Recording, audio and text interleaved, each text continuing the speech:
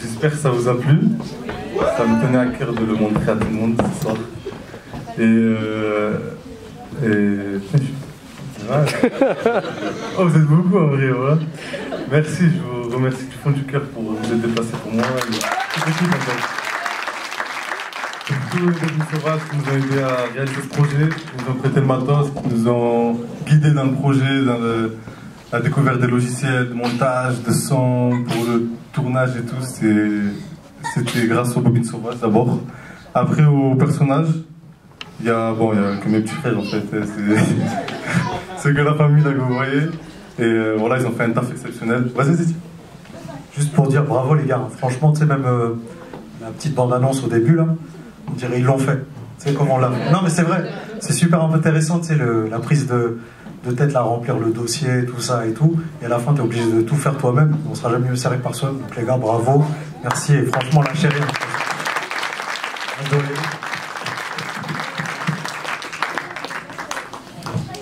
Et voilà, donc je remercie aussi les acteurs qui, il faut le savoir, c'est pas des acteurs professionnels.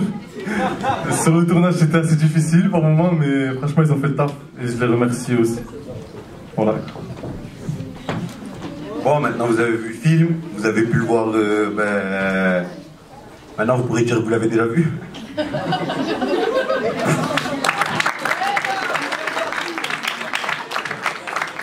Et c'était pour... moi j'avais quelques questions à vous poser, parce que c'est le premier essai d'Ibrahim en tant que réalisateur. Il n'était pas de l'autre côté de la caméra, il était que d'un côté, celui qu'on ne voit pas. Et c'était pour savoir si vous avez compris ce qui s'était passé dans l'histoire. C'est que vous voyez les images et que vous pouvez remonter dans le temps pour changer l'histoire, ce que vous avez fait en erreur.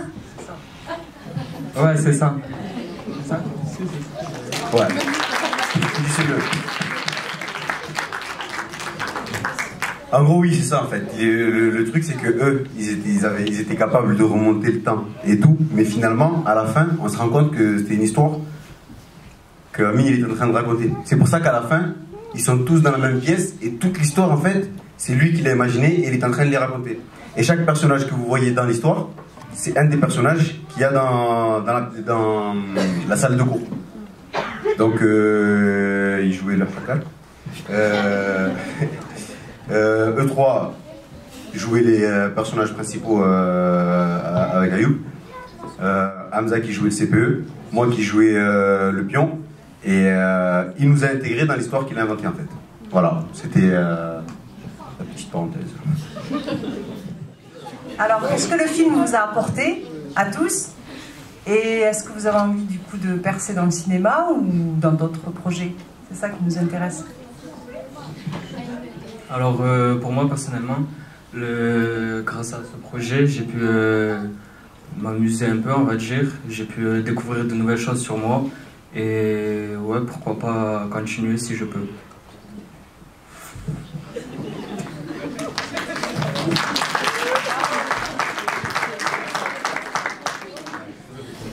Non, pour moi c'était juste intéressant à faire.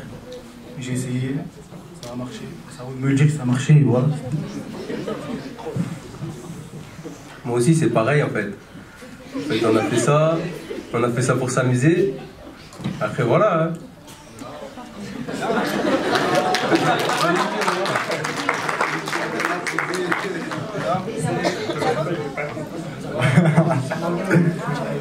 Ça marche là? Ah ouais. Bon voilà, comme vous avez vu, c'est ouais, donc c'est un aboutissement un peu de la suite de ce qu'on fait au Bobines. Ça permet aussi à tout le monde de réaliser les projets qui veulent réaliser, que ce soit les petits ou la continuité de ce qu'on va faire avec Ibrahim, Ayman, etc. Donc voilà, merci de nous soutenir et de toujours remplir les salles et en espérant que le prochain sera du même résultat. J'ai une petite question pour vous. En fait, comment vous avez écrit le script? Parce que il y a des blagues qui tournaient souvent autour de la calvitie d'un des protagonistes. Et j'ai beaucoup apprécié en fait. En fait, le scénario, on l'a écrit à 3. Moi, Amine et Walker. Et les blagues sur la calvitie, Sofiane, il les sortait comme ça. C'était un improviste en fait. J'ai beaucoup apprécié. Ouais, faut savoir que sur le lieu de tournage, il n'y a rien qui était prémédité en fait. On arrivait, je leur disais ouais, faut faire ça, ça, ça, ça, faut qu'à la fin on comprenne ça. Ils arrivaient, bon d'accord, tu me laisses faire ce que je veux, Walker. Vas-y, ben vas-y, vas-y. Et il y allait, ils sortaient des blagues parfaites et tout. Et j'ai regardé le montage, ça donnait ce que ça donnait. J'ai beaucoup apprécié, merci beaucoup pour cette...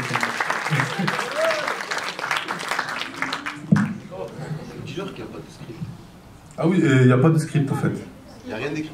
Il n'y a rien d'écrit. En fait, c'était au début, c'est sur un atelier qui s'appelle le VVV, et genre c'est pendant les vacances. Et je leur ai dit, bon, on fait un tournage, qui c'est qui est chaud? Ils m'ont dit, moi, on y allait. Et pendant le tournage, il y en a d'autres qui me disaient, ouais, moi aussi. Et je leur disais, vas-y, rentre. Et en fait, tout s'est fait au fur et à mesure. Et l'histoire, en fait, on l'a créée plus comme ça qu'écrit, en fait. Alors, c'est plus sorti naturellement qu'autre chose, en fait. Au début, il n'y avait que 2 personnages. Après, non, on veut être 4. Mais prends-moi, j'ai pas de pouvoir. Et prends-lui, il a des pouvoirs. Et bim, après, finalement, ça a donné ce que ça a donné. Et on en est fiers.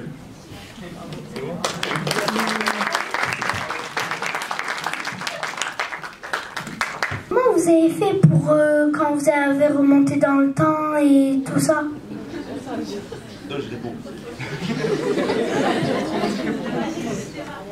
En fait, on a trouvé une pierre qui est ouverte. Non, en fait, Walker, au montage, il a cherché un effet sur internet et tout, et il s'est posé, il a passé du temps dessus, et il a fait un effet. En fait, je sais pas si vous remarquez, il y a une partie où il fait passer en marche arrière, quand il remonte le temps, et au bout du 3e essai, il y a une partie où on voit ce qui va se passer. À chaque fois, on voit une partie de comment il va réussir à s'en sortir de la situation. Parce que le personnage, il revit la scène, et il découvre ce qu'il va faire pour s'en sortir. Voilà, donc c'est un effet. Et pour changer la couleur? Pour changer la couleur, alors c'est pas une pierre cette fois, c'est un pinceau. Non, pour changer la couleur en fait, pareil, c'est un effet, il a cherché, on a cherché ensemble. Mais si tu veux vraiment en savoir plus sur le cinéma, viens en Bobine Sauvage. Et t'inquiète. Bonjour. Moi je sais que beaucoup des acteurs là qui sont ici présents, il y a votre famille dans la salle. Donc je voudrais savoir en fait quel effet ça fait d'être vu par votre famille. Et toi Walker, c'est ton premier film, qu'est-ce que tu ressens quand tu vois toute cette salle qui est pleine et qui tout cet honneur en fait? Merci de me mettre autant mal. J'avais réussi à esquiver tout à l'heure, mais c'est pas grave. Non, moi ça me fait plaisir, et qui est ma famille, ça me fait encore plus plaisir, parce que c'est surtout pour eux que je fais tout ça en fait.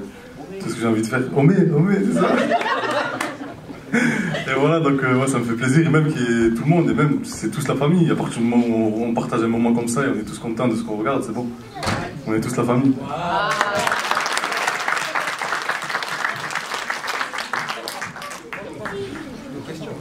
Bonsoir, je m'appelle Pierre. Pardon. Bonsoir Pierre. Je vous découvre en fait, et j'aurais voulu savoir combien de temps il a fallu pour tourner ce film, et surtout combien de temps pour faire le montage. Le tournage, il a été tourné en pratiquement 3 semaines à peu près. Et le montage, il faut demander à Walker. Non, en fait, c'est beaucoup plus compliqué que ça. Le tournage, en fait, pendant 2 semaines, on tournait à peu près tous les jours. On écrivait la scène le matin, on la tournait l'après-midi, etc. Et à la fin des vacances scolaires, il y avait certaines scènes qu'on n'aimait pas forcément, qui n'étaient pas très bien tournées, etc. Et nous, on s'est dit non, on ne peut pas laisser ça comme ça. Il vaut mieux faire un bon truc, qu'on soit fier, plutôt que sortir un truc qui n'est pas abouti. Et donc, en dehors des vacances, on a tourné d'autres scènes. Et ça a duré facilement 4 mois à peu près. En tout, ça a duré 4 mois, mais on ne tournait pas tous les jours.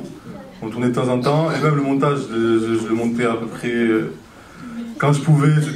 Mais là, c'est surtout la fin que j'ai bossé à fond, et en une nuit, je l'ai monté, le truc, donc voilà. Et voilà, donc voilà. Bonjour tout le monde, salam alaikum. Je tenais à vous féliciter. Franchement, véridique, j'ai apprécié votre court-métrage. J'ai hâte de voir le long-métrage. Parce que c'est un sujet qui touche le quartier justement et le domaine associatif. Donc j'ai envie de dire que les guéguerres associatives, on connaît.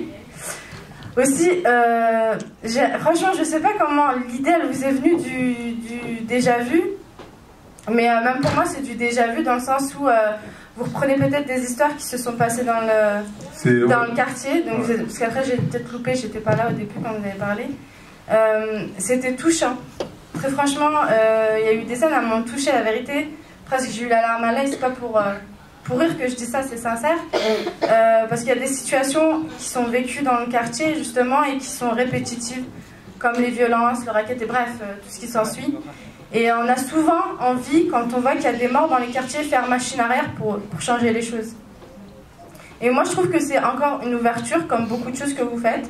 C'est une ouverture, justement, pour changer les choses, comme ils l'ont fait, comme déjà vu, et comme le long métrage qui va bientôt sortir. Je pense que ça reste, ce genre de choses, ça reste des ouvertures. Comme le reportage qu'on a eu avec François sur la reinerie quartier impopulaire, c'est une ouverture. Et encore, j'insisterai toujours sur ça, il faut qu'on puisse reprendre des choses en main et que vous repreniez les choses en main. Et ça fait plaisir que ce soit vous qui le fassiez, justement, parce que vous êtes les mieux placés pour parler du quartier. Et je tenais vraiment à vous remercier et je vous encouragerai corps et à main. Très franchement, vous connaissez mes positions vis-à-vis de vous. Et je ne suis pas une groupie, mais je suis fan de vous. Oui, donc par rapport aux scènes qui ont été choisies, comme le suicide, le mec qui se fait écraser, etc., eh ben, c'est en grande partie tiré de faits réels, parce que c'est des choses que j'ai vécues de près ou de loin, et que j'ai voulu retranscrire dans un mini-film comme ça. Comme je me rappellerai toute ma vie, quand j'étais petit, vers l'âge de 10-11 ans, comme ça, j'ai assisté à un suicide d'un mec qui saute d'un bâtiment, en fait. Et en fait, ça m'est toujours resté dans la tête. Je me suis dit, non, il faut que je le rende un jour ou l'autre. Et je me suis dit, c'est comme ce que j'avais envie de faire à ce moment-là, c'est de lui sauver la vie, entre guillemets. Même si je sais que c'est pas possible, mais pour me donner la force, entre guillemets, donner la force aux gens, de leur dire que n'attendez pas d'avoir une vision avant de faire les choses. Essayez d'avoir le réflexe de réagir directement.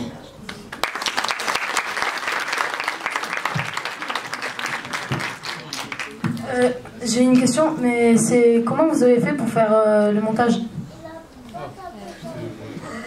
Alors, il a trouvé une pierre, non?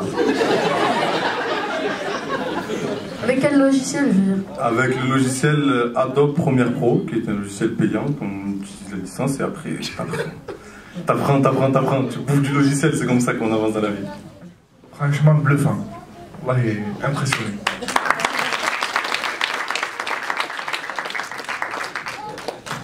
Franchement, j'ai bien aimé la réalisation. Il y avait une touche du réalisateur. C'est-à-dire que là, on voyait bien que tu as mis tout ce que tu voulais, ils t'ont suivi, ton équipe ils t'ont suivi, et ça c'est bien. C'est-à-dire que même si tu repars sur un autre projet, si vous faites la même chose, vous allez toujours faire des bons scénarios, des bons films. Le truc, c'est que là, nous, on a la chance de pouvoir de le voir, mais comment on fait pour le partager? C'est-à-dire, est-ce qu'il y a un lien ou il y a quelque chose où on peut le partager? Justement, en fait, on voulait faire l'avant-première ici, pour qu'il y ait un maximum de gens qui puissent le voir en avant-première avant de le regarder sur YouTube et que ce soit partagé à tout le monde. Mais genre là, dans les prochains jours, le temps de bien le peaufiner, parce qu'il y a quand même 2-3 défauts, parce que j'ai terminé ce matin. Mais le temps de bien le peaufiner, après on le met sur YouTube et vous pouvez relayer le... Ok, d'accord. Il y a un maximum de gens qui puissent le regarder. Sinon, allez-y, les gars, ça tue.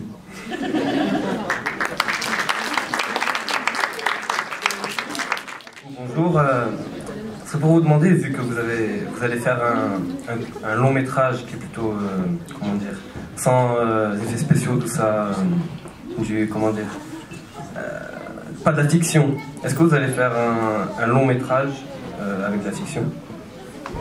Forcément, parce que sur le long métrage dans lequel vous nous avez vu, moi et Ayman, c'est pas nous qui avons réalisé le film en fait. Le scénario c'est pas nous, c'est Camille Montalon qui est tout en haut avec la barbe et qui donne le micro à tout le monde. Et nous forcément, avec notre inspiration et nos idées qui nous viennent de jour en jour, il y a toujours cette touche un peu fiction, surnaturelle qui nous vient parce que c'est ça qui nous parle. On est jeunes, on aime bien ça. Même si on aime surtout le cinéma pur et dur, sans effets spéciaux, du jeu d'acteurs de A à Z. Et c'est ça qui est vraiment bluffant quand on regarde vraiment un film comme ça et qu'on accroche comme ils l'ont fait. C'est là où on voit que le film il est vraiment entraînant. Mais après, la fiction, il faut savoir la faire. Sinon, ça sert à rien de se lancer dedans. Donc on essaie d'y aller mollo. Pour conclure, j'ai une dernière remarque, parce que ça va être abordé, mais le début du film commence dans une salle de permanence à l'école, au collège ou au lycée. ça finit dans une salle de permanence au collège, au lycée, où bon, y a tout un tas de jeunes dedans qui s'ennuient un peu, qui ne savent pas trop quoi faire, il n'y a pas vraiment d'activité. C'était aussi, je pense, pour Ibrahim, une manière de montrer que y a plein de talents à la Rennerie, c'est d'actualité. Vous savez sûrement qu'il y a le collège Raymond Badiou qui va être fermé dans les prochaines années, le collège de Bellefontaine aussi. Et le message aussi au départ d'Ibrahim, qui est sous-jacent, c'est aussi dire on a plein de potentiel, on a plein d'idées. Voilà, on a besoin juste des moyens pour pouvoir mener au bout nos idées. Et voilà, c'est ce que j'ai apprécié moi dans ton film, c'est que ça mêle de la fiction, ça mêle d'une histoire de quartier basée sur des choses que tu as vues. Et il y a un discours derrière aussi très construit, très positif. Voilà, donc tu commences très très bien dans le milieu du cinéma. Tu avais déjà co-réalisé Face au mur qui avait rempli la salle aussi. Moi j'espère franchement que tu deviendras un grand réalisateur, que tu pourras rentrer dans les écoles de cinéma.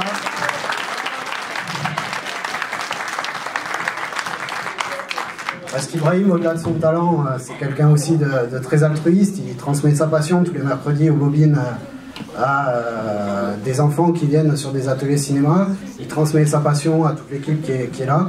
Donc c'est quelqu'un de généreux, c'est quelqu'un de talentueux. Donc j'espère qu'à chaque fois qu'il sortira quelque chose, vous viendrez nombreux pour l'encourager et que ça le pousse à aller le plus loin possible. Et pourquoi pas Hollywood un jour. C'est bon, tu peux arrêter.